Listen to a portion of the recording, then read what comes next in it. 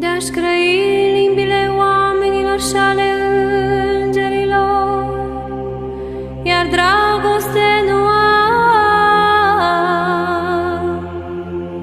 făcut-o-mă marea sunătoare și chimval răsunător.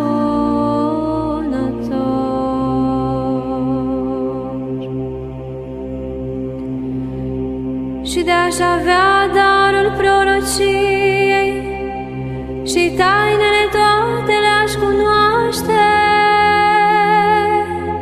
și orice știință, și de-aș avea atâta credință încât să mut și munții, iar dragoste nu am,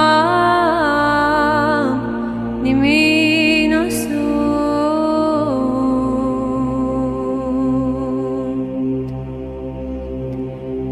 Și de-aș împărți toată avuția mea și de-aș da trupul meu ca să fie ars, iar dragoste nu am, nimic nu-mi folosește.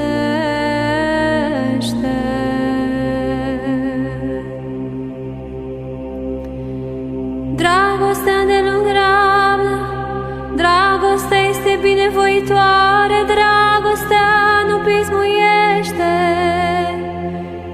nu se laudă, nu se trufește, dragostea nu se poartă cu necuvință, nu caută ale sale, nu se aprinde de mânie, nu gândește răul, nu se bucură de nedreptate, ci se bucură de adevăr.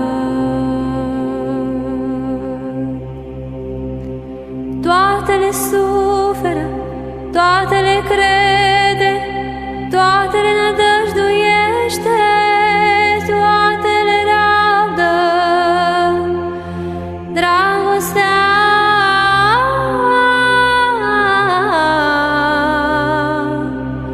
nu cade niciodată.